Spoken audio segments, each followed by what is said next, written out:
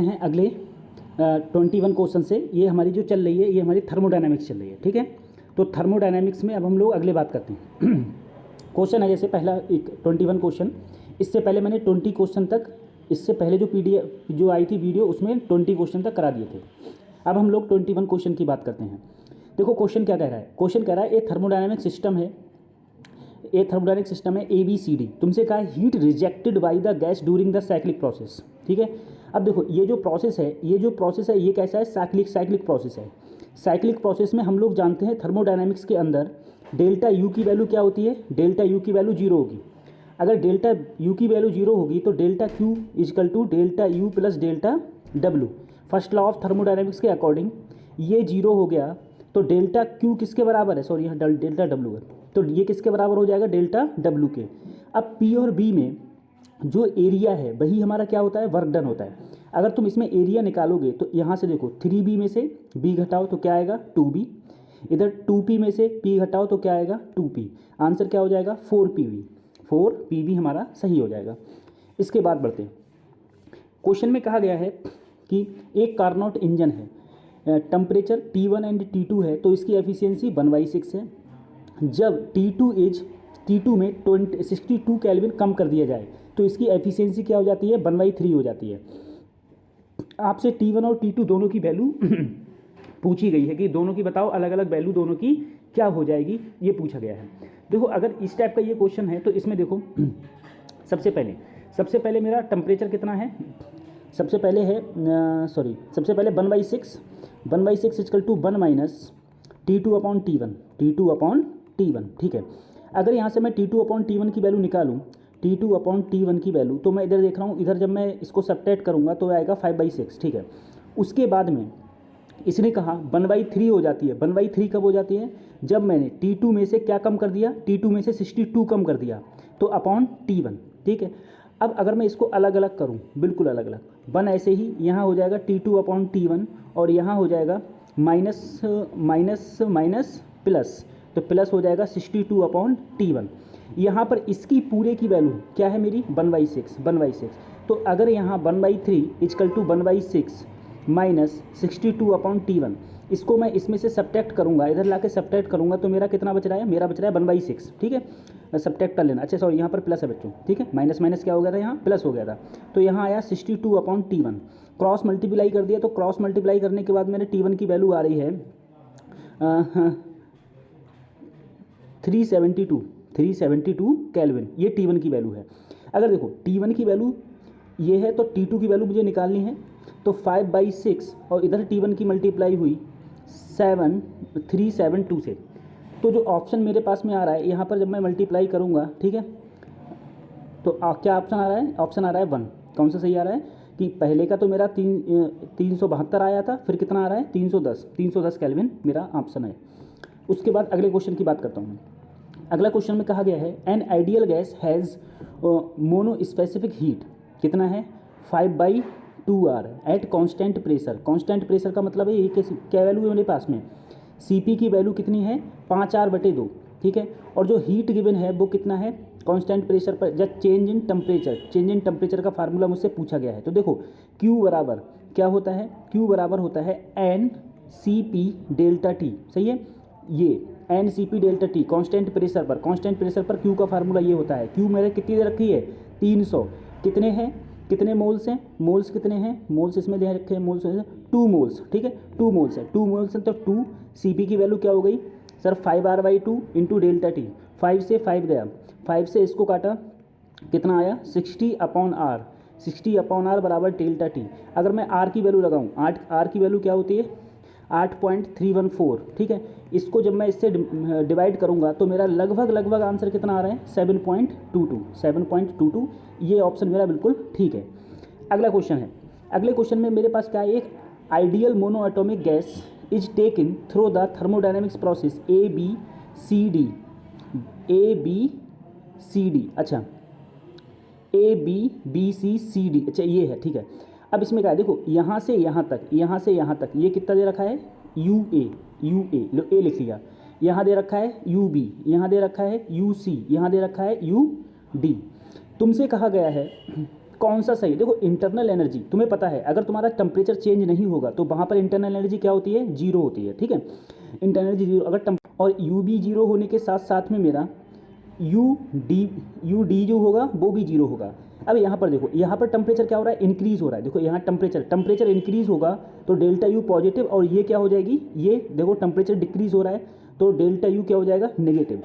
तो सर मेरा you see है वो नेगेटिव है, यू सी नेगेटिव है, और जो यू ए है वो मेरा पॉजिटिव है। अब इसमें ऑप्शंस देख लो, मेरा ऑप्शन कौन सा ठीक बैठ रहा है, ठीक है। ऑप्शन देखो तुम लोग, ऑप्शन अगर हम लोग इसमें देखें तो कौन सा ठीक बैठ रहा है? ये देखो कि जैसे इसमें कहा गया है U B is less than U A, बिल्कुल सही है भैया, यू ए ज़्यादा है। U C is greater than U D, भैया यू डी जीरो है, ये नेगेटिव है, तो ये तो हो नहीं सकता, ये भी नहीं हो सकता। यू बी किसके बराबर है? यू सी के, नहीं भैया यू बी जीरो है और यू सी नेगेटिव है, ये भी नहीं हो सकता। यू ए और यू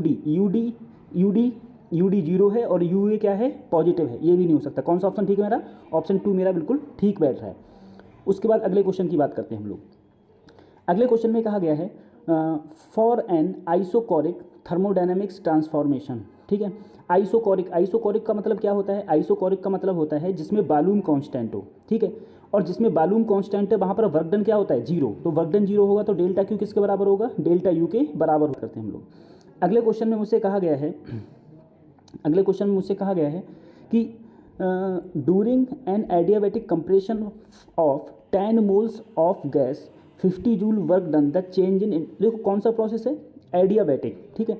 एडियाबैटिक प्रोसेस में सभी लोग जानते हैं डेल्टा क्यू किसके बराबर होता है? जीरो के। डेल्टा क्यू जीरो के बराबर होगा तो डेल्टा यू बराबर किसके होगा? माइनस डेल्टा डब्ल्यू के। तो चेंज इन इंटरनल एनर्जी पूछिए और work done, work was done, ठीक है। इस पर कितना वर्क डन किया गया है? 50 जूल। 50 जूल का मतलब है कितना वर्क डन किया गया है? -50 जूल, ठीक है। वर्क डन किया जाता है -50, माइनस क्या हो गया? +50। आंसर क्या हो जाएगा? ऑप्शन मेरा ए बिल्कुल ठीक हो जाएगा, ठीक है। तुमसे चेंज इन इंटरनल एनर्जी पूछी थी, ऐसे हो जाएगा। इसमें कहा गया है कि slope of adiabatic process is always, जो स्लोप होगा एडियाबैटिक प्रोसेस का वो हमेशा क्या होगा? देखो ऐसे होता है पी और बी ग्राफ, पी ग्राफ और इधर बी ग्राफ, ठीक है। ये जो इसमें दो स्लोप होते हैं। इसमें हम लोग देखेंगे तो यहाँ पर प्रेशर कांस्टेंट होता है, ठीक है।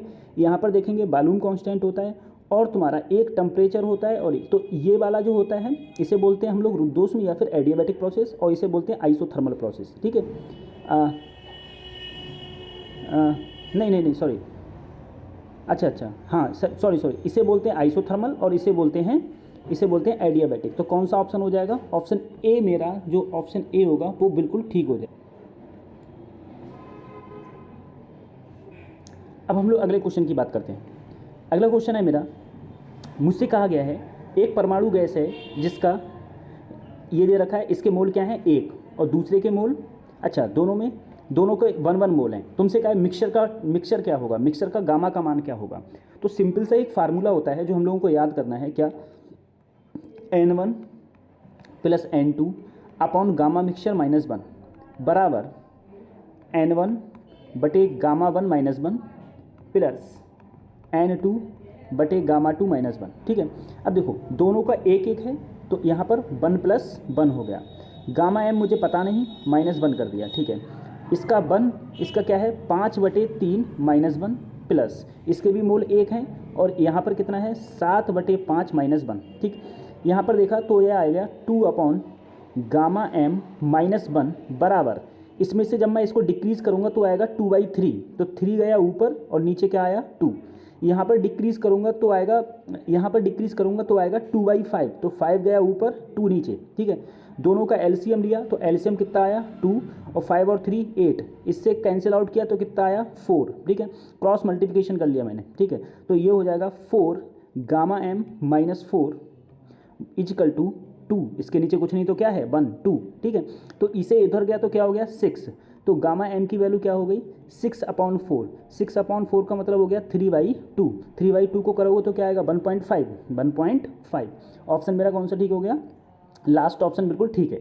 इसमें कह रहा है correct representation and isothermal at 2 temperature T2 is greater than T1, ठीक है। T2 ग्रेटर देन T1 है।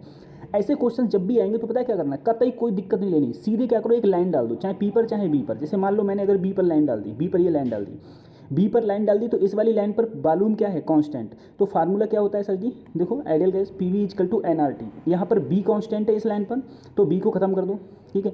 तो पी डायरेक्टली प्रोपोर्शनल किसके बचा, टी के, पी डायरेक्टली प्रोपोर्शनल टी के। अब देखो यहाँ पर मुझे बताओ, यहाँ पर ये ऊपर है, ये यहाँ कट कर रही है, यहाँ नीचे, तो 100% सर ये इसको P2 और इसको, अच्छा ये सॉरी ये 1 है तो ये 1 और ये यहाँ पर 2 है तो इसे P2। तो यहाँ पर देखो, यहाँ पर मुझे क्या लग रहा है, P1 ज़्यादा है किससे, P2 से। इसका मतलब है ऊपर वाला जो टेम्परेचर है वो ज़्यादा होगा किससे, नीचे वाले टेम्परेचर से ऊपर वाला टेम्परेचर ज़्यादा होगा। और इसमें क्या कहा है, इसमें क्या है T2 ग्रेटर देन, तो ऊपर वाला टेम्परेचर कौन सा था, देखो अगर मैं इसमें लगाता तो ये वाला जो ऊपर रहेगा, ऊपर क्यों ज़्यादा होगा, क्योंकि देखो यहाँ पर प्रेशर ज़्यादा है एज़ कम्पेयर टू इसके प्रेशर के, और प्रेशर डायरेक्टली प्रोपोर्शनल किसके है, टेम्परेचर के। इसका मतलब ये है कि यहाँ पर जो T2 होगा वो ज़्यादा होगा किससे, T1 से। तो कौन सा ऑप्शन ठीक हो जाएगा, ऑप्शन 1 मेरा बिल्कुल ठीक हो जाएगा। अगला क्वेश्चन में कहा गया है molar specific heat at mono atomic ideal gas, ठीक है। अब देखो ये मेरा पॉलीट्रॉपिक प्रोसेस है, पॉलीट्रॉपिक प्रोसेस में क्या होता है, पीवी की पावर n बराबर कांस्टेंट, ठीक है, पीवी की पावर n बराबर कांस्टेंट। तो यहाँ पर अगर तुमसे मोलर स्पेसिफिक हीट पूछी जाए तो इसका फार्मूला होता है CV प्लस R बटे 1 माइनस n, ठीक है। तो CV मोनो एटॉमिक के लिए CV की वैल्यू क्या होती है, 3R/2, ठीक है। R ऐसे ही यहाँ पर 1 माइनस n की जगह क्या लगाया, 1/2, 1/2 डिक्रीज करोगे तो 1/2 बचेगा, और यू क्या हो जाएगा, ऊपर जाके ये 2 हो जाएगा, तो 2R, ठीक है। इसको अगर हम लोग ऐड करेंगे तो क्या आएगा, 7R/2। ऑप्शन कौन सा ठीक हो गया, ऑप्शन 3 मेरा बिल्कुल ठीक हो गया। उसके बाद अगले क्वेश्चन की बात करते हैं। अच्छा क्या पूछा है, MP मोस्ट प्रोबेबल स्पीड का सीधा हम फार्मूला जानते हैं, वो क्या होता है, √2RT/m, ठीक है। और जब इसको हम सॉल्व करेंगे तो हमारा क्या आएगा, 3 ऑप्शन ठीक हो जाएगा, √2p/ρ, बिल्कुल ठीक, ये ऑप्शन हो जाएगा। इसके बाद इसके अगले क्वेश्चन की बात करते हैं हम लोग। अगले क्वेश्चन में हमसे कहा गया है कि ये मुझको एक चीज़ को एक सिस्टम दे रखा है और तुमसे पूछा है के कांस्टेंट है, ठीक है। तुमसे पूछा है वेयर के इज कांस्टेंट, इट इज, ये कौन सा प्रोसेस होगा अगर के कांस्टेंट है। तो देखो CDC मतलब हमारा ये है, हम जानते हैं PV इजकल टू क्या होता है, nRT, ठीक है। तो P बटे T बराबर क्या हो जाएगा, अरे R बटे B। तो यहाँ पर P बटे T की जगह अगर मैं R बटे B लिखूँ, ठीक है, तो R तो मेरा कांस्टेंट होता है, यहाँ पर B देखो 0.33 को अगर हम लोग लिखना चाहें तो 0.33 को हम लोग लिख सकते हैं 4/3, देखो 4/3। अगर मैं यहाँ पर K की वैल्यू निकालूँ तो ये B ऐसे ही है, और ये जो B जाएगा उसकी पावर क्या हो जाएगी, 4/3, अरे मल्टीप्लाई होकर कितनी हो जाएगी, 4/3, और यहाँ पर R की पावर 4/3। तो K तो यहाँ पर कांस्टेंट है, तो B क्या हो जाएगा, यहाँ पर 1 है, जब ऐड करेंगे तो क्या हो जाएगा, 7/3। तो यहाँ पर क्या है, एक प्रकार से वॉल्यूम तुम्हारा क्या आ रहा है, कांस्टेंट, वॉल्यूम कांस्टेंट आ रहा है, यानी कि कौन सा प्रोसेस होगा, ये आइसोकोरिक प्रोसेस होगा, सिर्फ वॉल्यूम पड़ती है और वॉल्यूम हमारा क्या हो जाएगा, यहाँ पर कांस्टेंट हो जाएगा। अगला क्वेश्चन ये है, 6 मोल के लिए मुझसे कहा गया है और क्या कहा गया है कि कितना वर्क डन करना पड़ेगा, वर्क डन पूछा है 6 मोल के लिए। ओफो, अगर देखो ये P और B डायग्राम होता तो इसके अंदर का जो एरिया होता वही मेरा क्या हो जाता, वर्क डन। लेकिन ये P और B डायग्राम नहीं है, तो देखो मैं एक एक प्रोसेस में, देखो यहाँ पर मैं देख रहा हूँ कि C से D में और इस वाले प्रोसेस में A से B में, यहाँ पर वॉल्यूम क्या है, कांस्टेंट। अगर वॉल्यूम कांस्टेंट है तो वर्क डन जो है तुम्हारा CD वो भी 0, और वर्क डन जो मेरा AB है वो भी क्या है, 0। तो वर्क डन किसके कारण रहा, सिर्फ BC के कारण, और यहाँ किसके कारण रहा, AD के कारण। अगर मुझे यहाँ पर वर्क डन निकालना है मैं सीधे फार्मूला जानता हूँ वर्क डन का, P इंटू डेल्टा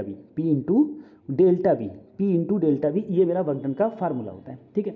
अगर मैं P इंटू डेल्टा वी लिखूँ, या फिर एक फार्मूला और होता है, वो होता है NR डेल्टा T, वो भी इसी से आया है, NR डेल्टा T। सर ये वाला ज़्यादा सही रहेगा, क्यों, क्योंकि यहाँ पर मुझे टेम्परेचर डिफरेंस, देखो सब में क्या पता है, टेम्परेचर डिफरेंस, इसलिए मैंने ये वाला फार्मूला लगा देना है।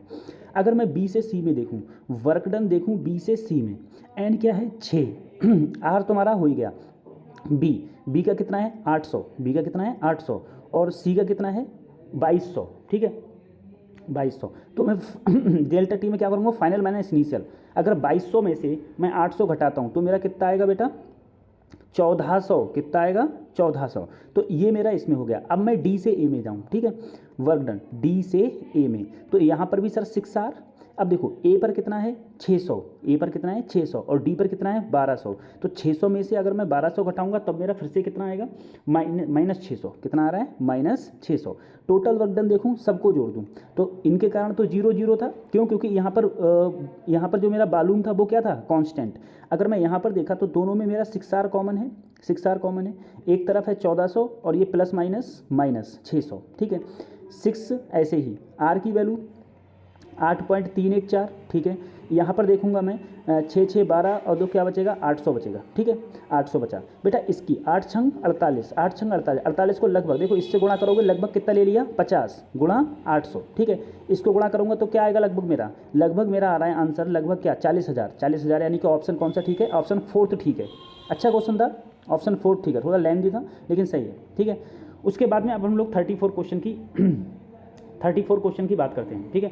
34 में क्या कह रखा है, 34 क्वेश्चन में क्या रखा है 34 क्वेश्चन में for an ideal gas in the above process, ठीक है। आइडियल गैस एवं देखो इंटरनल एनर्जी रिमेन कांस्टेंट। बेटा इंटरनल एनर्जी सेम क्यों रहेगी, क्योंकि यहाँ पर टेम्परेचर क्या हो रहा है चेंज, बिल्कुल गलत। Work done is on the system है इन द सिस्टम, ठीक है, इन द सिस्टम, ये भी गलत। Heat is taken by the system, heat is taken by the system, बिल्कुल सही है, ठीक है। यहाँ से यहाँ पर जब ये जा रहा है इसका टेम्परेचर क्या हो रहा है, टेम्परेचर क्या हो रहा है, देखो टेम्परेचर बढ़ रहा है तो क्या कर रहा है, टेम्परेचर बढ़ रहा है। टेम्परेचर किसी चीज़ का कब बढ़ेगा, जब वो किसी चीज़ से हीट लेगा, ठीक है, ठीक है। अगर हीट लेगा तभी तो टेम्परेचर उसका इंक्रीज होगा, अदरवाइज टेम्परेचर इंक्रीज होने का सवाल ही पैदा नहीं होता। चलो अगला क्वेश्चन है, अगले क्वेश्चन में क्या गया है, an adiabatic process the process is increased by 2/3%। अच्छा, वॉल्यूम डिक्रीज बाई नियरली। देखो एडियाबैटिक प्रोसेस में अब यहाँ पर क्या कहा गया है, प्रेशर है और क्या है वॉल्यूम। तो मैं सीधा फार्मूला जानता हूँ, PV गामा बराबर क्या होता है कांस्टेंट। तो अगर मैं इसको परसेंटेज में करूँ तो delta P/P plus gamma delta B/B बराबर कांस्टेंट का क्या हो गया 0। तो डेल्टा P/P का कितना है सर जी 2/3%, ठीक है। गामा की वैल्यू तुमने मुझे दे रखी है 3/2 डेल्टा B/B बराबर 0। अगर ये उस तरफ जाएगा, ठीक है, तो 3/2 डेल्टा B/B उधर जाएगा तो क्या हो जाएगा माइनस का 2/3। तो delta B/B is equal to minus का 2/3 इंटू 2/3, ठीक है। यहाँ पर 2/3, हाँ ठीक है। तो 2 2 जा 4, 3 3 जा 9, कौन सा ऑप्शन ठीक हो जाएगा, एक मिनट, अच्छा 2 इधर गया, ठीक है। ऑप्शन कौन सा हो जाएगा 4/9 बिल्कुल ठीक ऑप्शन हो जाएगा मेरा, ठीक है। उसके बाद अगले क्वेश्चन बढ़ते हैं। इसमें दिया गया है नेट वर्क डन। देखो P और B है, तुम्हें पता है ये मेरा क्या है क्लॉकवाइज, इसके कारण क्या होगा पॉजिटिव, इसके कारण क्या होगा एंटी क्लॉकवाइज है तो क्या होगा नेगेटिव। अब देखो ये एरिया ज़्यादा है, ये एरिया कम है, तो अगर तुम नेगेटिव ज़्यादा है पॉजिटिव कम है तो जो ऑल ओवर आएगा दोनों को डिक्रीज करने के बाद वो मेरे पास में वैल्यू क्या आएगी, वैल्यू मेरे पास नेगेटिव में ही आएगी, वो वैल्यू मेरे पास नेगेटिव में आएगी, ठीक है। अगला क्वेश्चन है, देखो ये 4 ऑप्शन से मुझे दे रखे हैं। मेरे पास में 3 प्रकार से होता था। अगर मैं एडियाबैटिक प्रोसेस की बात करता था, जैसे PV गामा बराबर मेरा क्या होता है कांस्टेंट। अब यहाँ पर क्या दे रखा है P और T, तो सर अगर मान लो मैं भूल गया हूँ तो मैं कैसे करूँगा, PV बराबर NR को हटा दो, सिर्फ T बचा। मुझे देखो यहाँ पर P तो ऐसे ही है, P तो ऐसे ही है, B की जगह क्या लाना है T, B की जगह अगर T लाना है तो ये क्या हो जाएगा T/P, ठीक है। तो P ऐसे ही रहने दो, B की जगह क्या रख दो T/P और पूरे की पावर गामा बराबर कांस्टेंट, ठीक है। तो P ऐसे ही जब ये ऊपर जाएगा तो P की पावर माइनस गामा और T की पावर गामा, तो मेरे पास क्या आया P की पावर 1 माइनस गामा, T की पावर गामा बराबर कांस्टेंट, ठीक है। तो कौन सा ऑप्शन ठीक हो जाएगा, P की पावर 1 माइनस गामा, T की पावर गामा, कौन सा ऑप्शन है, ऑप्शन 4 मेरा ठीक है बिल्कुल, ठीक है। चलो अब मैं अगले बढ़ता हूँ। अगले क्वेश्चन में क्या गया है, ऊपर एवो क्वेश्चन नंबर 8, बेटा 8 हमने उससे पहले किया था, ठीक है, तो उसमें हमें पता नहीं कौन सा होगा, इसे छोड़ो अगले बढ़ते हैं, ठीक है। पहले किया था, इसका भी पता नहीं मेरे लिए क्या हो जाएगा, ऐसा कुछ कह नहीं सकते। अब देखो इस क्वेश्चन को देख के, इस क्वेश्चन को डराना नहीं है बिल्कुल भी, बहुत अच्छा क्वेश्चन है। तुमसे कहा गया है 1 kg ब्लॉक है, कोलाइड्स कर रहा है हॉरिजॉन्टली वेटलेस स्प्रिंग, स्प्रिंग का कोई वेटलेस नहीं है, कांस्टेंट तुम्हें दे रखा है, ब्लॉक कंप्रेस हो जाता है इतना, तुमसे क्या है काइनेटिक फ्रिक्शन तुमको दे रखा है, the speed of the block instant of collision. देखो ऐसा कहा गया है, यहाँ पर एक मेरे पास ब्लॉक है, जब ये ब्लॉक इससे टकराता है और टकराने के बाद ये 4 मीटर तक कंप्रेस कर देता है, इसको स्प्रिंग को 4 मीटर तक कंप्रेस कर देता है। तो तुमसे कहा गया है बताओ टकराते समय इस स्प्रिंग की, टकराते समय इस ब्लॉक की स्पीड क्या रही होगी। देखो यहाँ पर फ्रिक्शन दे रखा है, फ्रिक्शन दे रखा है, इसका मतलब ये है कि मेरे पास में जो भी मेरे पास ब्लॉक है अगर वो आगे चल रहा है तो अगर फ्रिक्शन दे रखा है तो उसके कारण उसकी स्पीड भी तो कम हुई होगी, ठीक है। कितना मीटर, देखो कितना मीटर कंप्रेस किया इसने, 4 मीटर, तो 4 मीटर तक पीछे भी क्या लगा होगा, पीछे भी कुछ ना कुछ एनर्जी लॉस हुई होगी। तो एनर्जी पीछे की ओर कितनी लॉस हुई होगी जरा वो देखो। तो फ्रिक्शन के कारण फ्रिक्शन जो फोर्स होता है वो होता है म्यू एम जी, ठीक है, और कितनी डिस्टेंस चला, डी डिस्टेंस चला, तो इतनी एनर्जी क्या होती है, लॉस होती है, म्यू एम जी डी, ठीक है। ये एक प्रकार से कार्य हो गया या वर्क डन हो गया, ठीक है। प्लस अब देखो जब ये कार्य ये हुई, अब इसके पास में जो एनर्जी थी वो ये तो क्या हो गई, फ्रिक्शन के कारण पीछे खत्म हो गई, और जो स्प्रिंग की पोटेंशियल एनर्जी बढ़ाई उसमें भी तो खत्म हुई, तो 1/2 kx² इतनी खत्म हुई। अब ये सब एनर्जी कहाँ से आई थी, जो पहले ब्लॉक के पास में क्या थी, वेलोसिटी 1/2 mv²। फटाफट सारी वैल्यूज रख दो। देखो म्यू की वैल्यू कितनी है, म्यू की वैल्यू है 0.25, ठीक है।